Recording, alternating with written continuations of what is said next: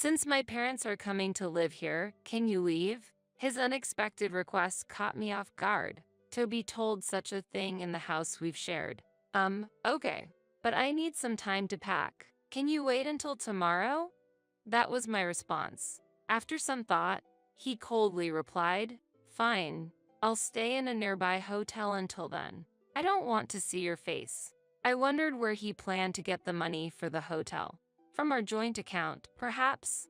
I decided not to ask him right then and remained silent. "If you leave any of your stuff, I'll throw it away," he said as he opened the door. I watched him leave and let out a deep sigh.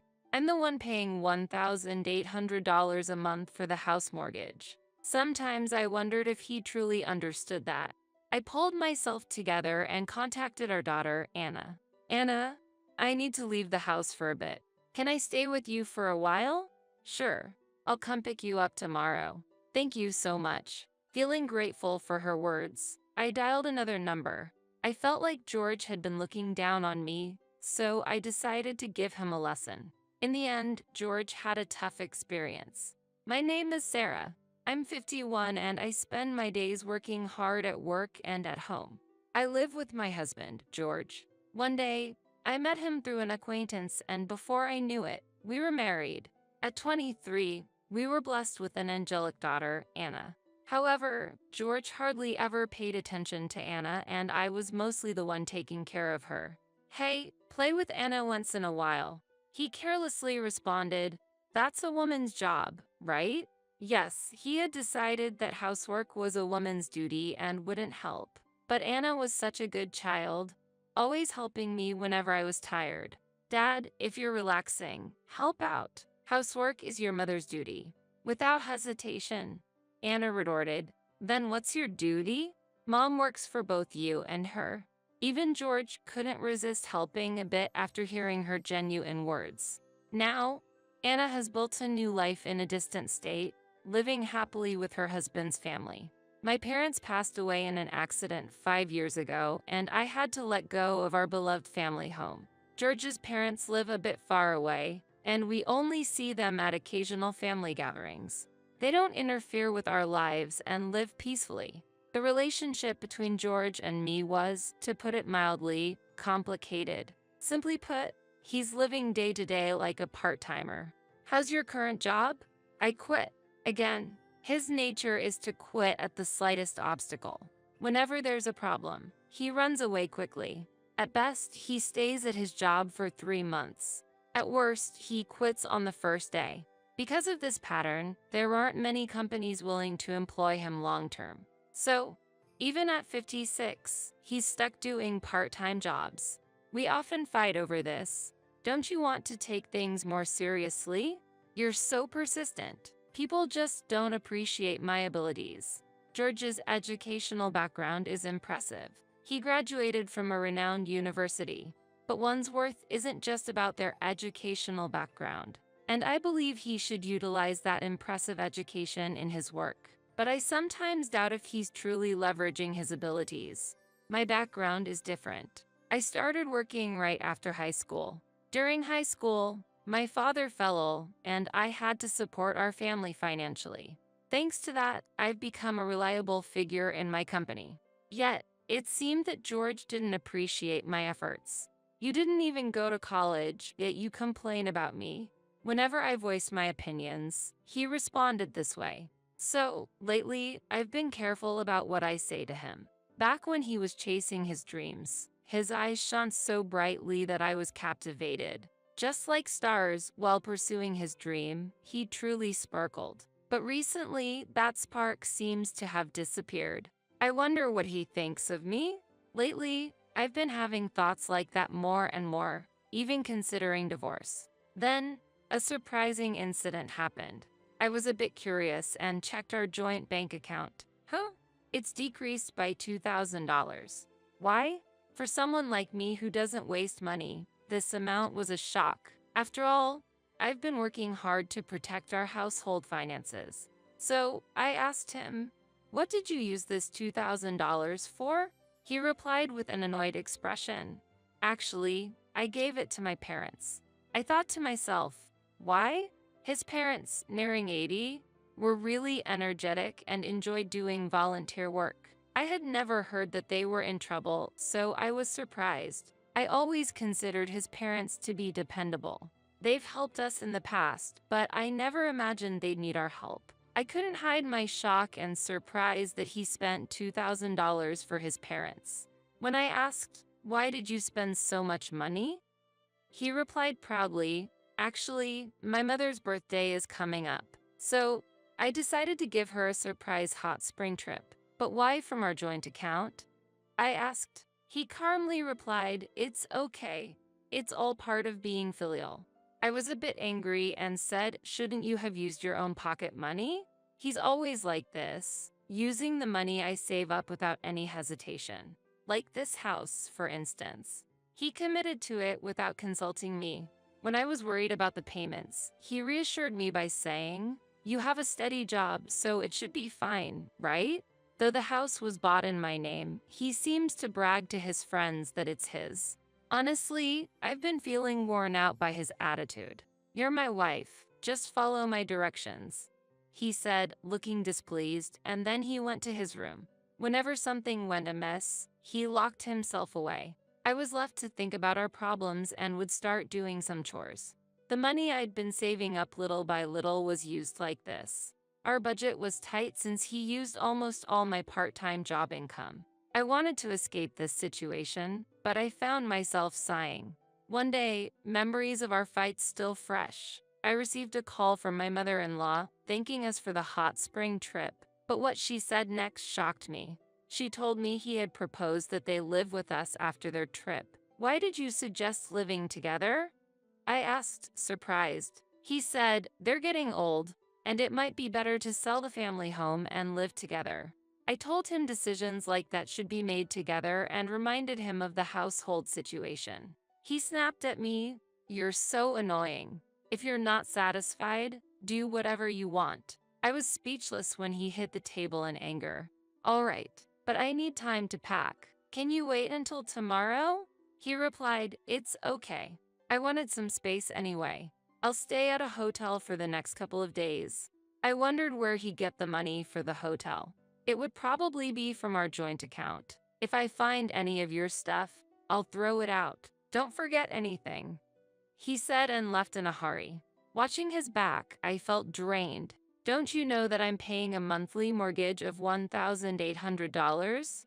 I muttered to myself and then decided to contact Anna. She lives in another state, but she has always been my rock. "Hello, Anna. You won't believe what happened." "What's wrong?" Anna's voice was as kind as ever. "It seems that suddenly his parents are coming to live with us, and he told me to leave." "What? Seriously?" I could sense her shock. "Yes. I really don't understand him. That's troubling. But if there's any way I can help, let me know."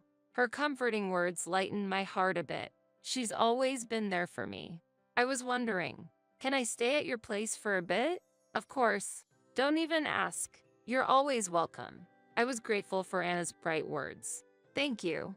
This really helps." After hanging up the phone, I took a deep breath. I had decided to go to Anna's place, but it wouldn't end with just that.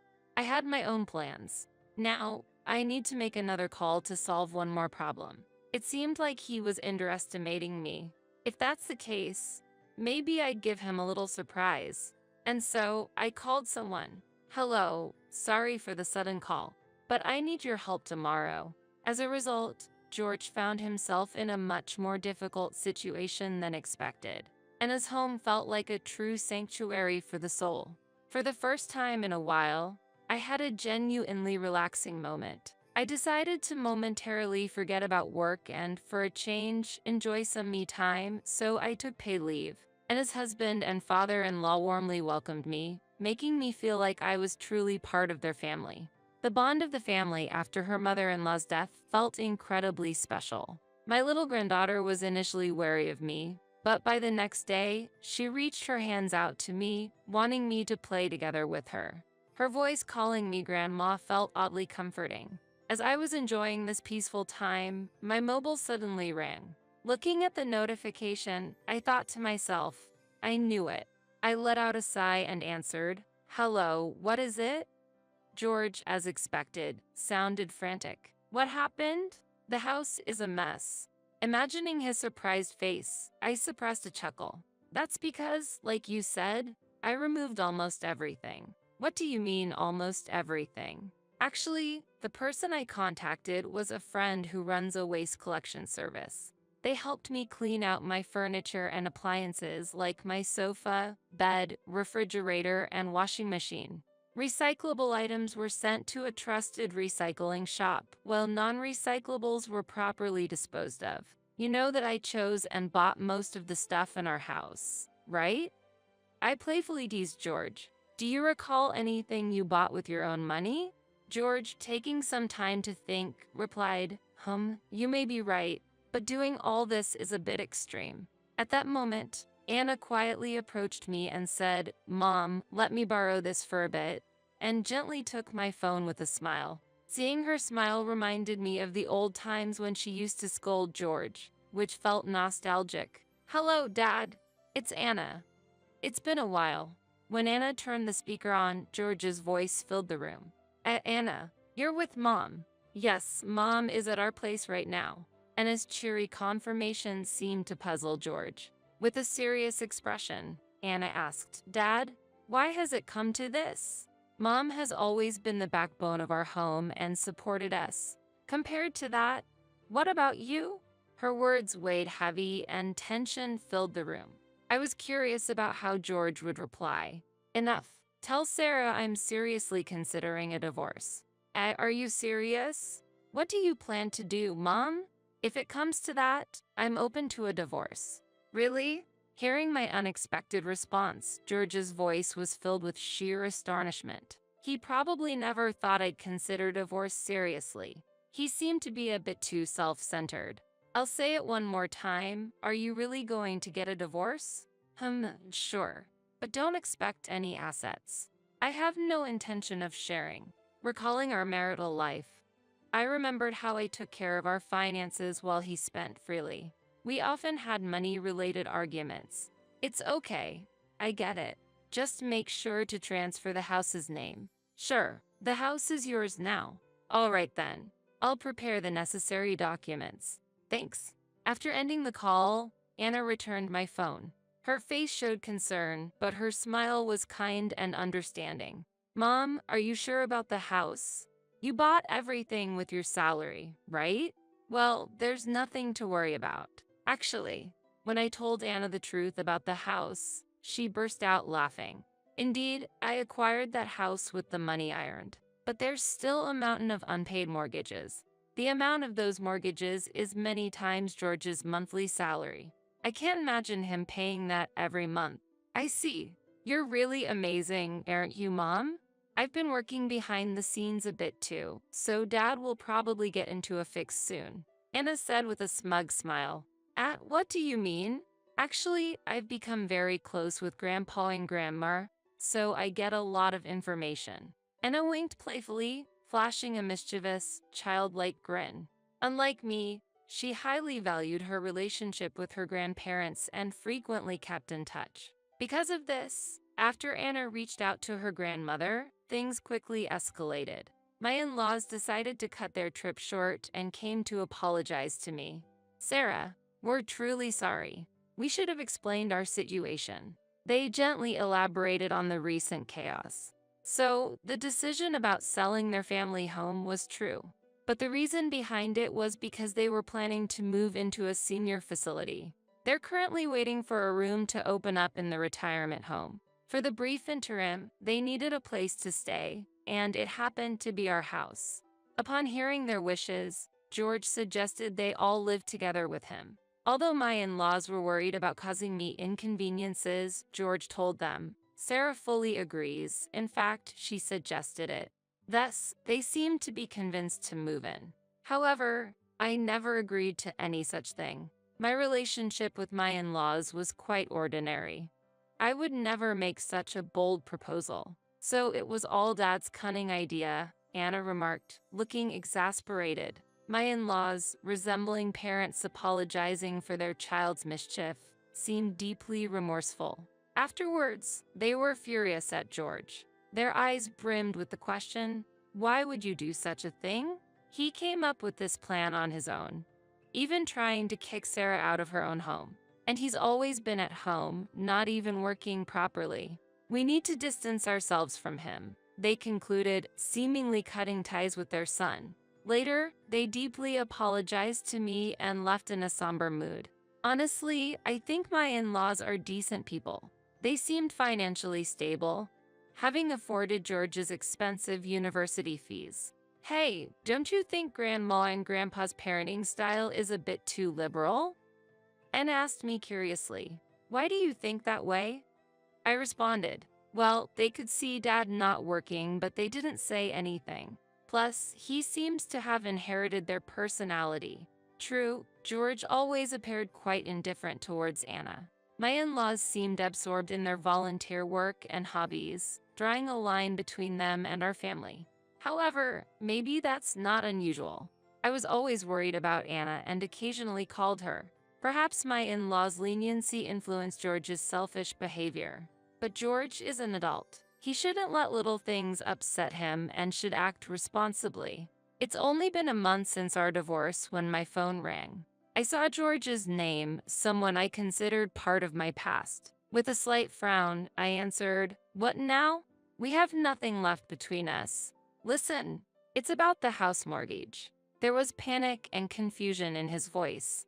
Apparently, he received the next mortgage statement. I diligently paid $1,800 every month, but he might have been unaware of the amount. It says $1,800 a month? Unbelievable. Yes, I've been paying it properly. You graduated from a good school, right? You can manage that, can't you? I could understand his shock. George's income was just over $1,200 a month. Given his spending habits, he barely saved anything. Although most items in the house were gone, he was able to manage with things he received from his parents. However, he wasn't good at housekeeping and ended up spending money on eating out and laundromats. For him, a mortgage surpassing his income would be tough. Are you surprised that I, a high school graduate, can pay $1,800? Well, kind of. You see, even as a high school graduate, I worked hard, steadily getting promotions. I realized the importance of perseverance. That's impressive, but it might be tough for me. It was your choice to be in this situation. Stop blaming others and take responsibility. When we divorced, we had clearly discussed the mortgage and other details. So, it was a given that George would pay for it if he continued to live in that house. By the way, his parents seemed to have moved to a senior facility. When George reached out for help, they firmly told him, "You're an adult. Take care of your own affairs. Sarah, won't you reconsider? Let's start afresh." Wait, you're kidding, right? We can't be together anymore. Then, how am I supposed to pay off the mortgage? That's for you to figure out. When we were together, I paid for it, didn't I? Hearing his frustrated voice, I thought to myself, do your best. His future decisions and actions are up to him. I changed my settings so that I wouldn't receive any more calls from him. I had just started on a new path, so being pulled back into the past was truly bothersome. Hey, did you get any call from Dad? Actually, yes. Despite never truly apologizing, he asked if we could get back together. I could see through his words, though. It's all about money. Oh, maybe that's why he contacted me, too. After I rejected his proposal, it seemed he had been contacting Anna numerous times. Despite always being weak in front of Anna, him persistently trying to contact her might mean he was genuinely struggling. I told him that this is the result of his actions. Exactly. Also, now that you finally have the peace you deserve, Mom, I told him sternly not to cause any more trouble. Thank you so much, Anna. I'm so happy to see my daughter grow into such a considerate and wonderful woman. I felt proud of her. Hey, Mom, I've been wondering, do you know what Dad was spending his money on? Why do you ask? Didn't he frequently spend money on gambling? At that, I couldn't help but chuckle. George's income wasn't that great, to be honest. Now that I think about it, maybe he was sometimes grumpy because he lost money due to gambling. That's true. On the days he actually won, he would sometimes buy us special treats. His personality was perhaps a bit simple, but I wonder why I even married him. I chuckled at the naivety of my past self. When my friend introduced me to him, he seemed to sparkle. But Anna is smart. She learned from my experiences and chose someone opposite of George, someone truly kind. Anna's husband is family-oriented, spends weekends with her and their daughter actively, and has a high position at his job, ensuring a stable life. He loves playing with his daughter during his free time and occasionally checks up on me. You really chose a good man. Do you think so, Mom? Thank you. As she spoke with a beaming smile, she looked genuinely happy. From now on, it's time for you to enjoy your life more. I'm getting older, though. I'm not sure where to start. Age is just a number, Mom. You can still find a lot of happiness ahead of you. Hearing Anna's words warmed my heart. I suddenly hoped for someone understanding like Anna's father-in-law to be my next partner in life. Just then, I heard my granddaughter calling out to play. Grandma, come play with me. Oh, have you been waiting to play with me? Let's play together. Surrounded by Anna's joyful family, I, too, was smiling. I'm glad that Anna is blessed with such a wonderful family. Changing the topic, it seems George faced financial difficulties and had to sell the house. He used the money to pay off some debts but moved to a cramped apartment. He struggled to find a stable job and his debts only grew. Eventually, he couldn't even pay rent and ended up living on the streets. One day, I heard shocking news that he was taken away by a shady group. His path was indeed a result of his own choices. George's parents felt deeply remorseful. They didn't want to burden me anymore. They sold their house and used their savings to pay for a facility. They also ensured their inheritance would go to me. I don't need this much money, I told them, but they insisted it was their apology. In the midst of all this, with a bit of financial freedom, I considered moving out of Anna's home. But, Mom, you can stay here. I certainly don't want to bother you and your family, Anna. Actually, my husband and I were talking about living together with you. Really? It seems Anne always cared for me. And after discussing it with her husband and father-in-law, they planned to invite me to live with them. And then, I received the invitation at just the right time. So, Mom, don't be too concerned. Just have fun playing with the kids. Okay, thank you, Anna. My granddaughter had taken a real liking to me. Due to Anna's husband's background of being raised in a single-parent household with his father, he warmly welcomed me into their home. Anna's father-in-law also expressed his wish for me to live happily, and with that kind gesture, I decided to move in with them. Previously, money was tight, so I had to work. But now, with the help of Anna, her husband, and her father-in-law, things have become much easier. And here's some exciting news. Anna is expecting her second child. In the meantime, I've been helping around the house, playing with my granddaughter, and spending my time that way. Anna's father-in-law also helps with household chores just like me, so we have a fun time together doing things around the house. Whenever I do something, the family always says thank you, and that makes me very happy. Unlike my previous husband, this family openly expresses their gratitude. Each time, I truly feel, I'm so fortunate. When asked, how do you get along with my father-in-law? I replied with a smile, I want to spend my life with him forever. That's good. It feels like a new family, Anna said, gently rubbing her belly.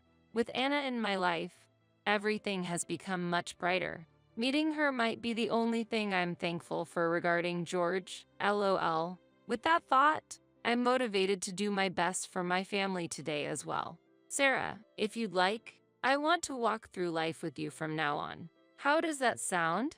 Are you sure about me? If so, of course, let's be together.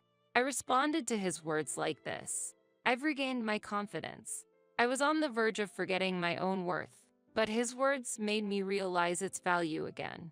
I believe that as a family, we'll face many happy moments and challenges together from now on, and that truly warms my heart.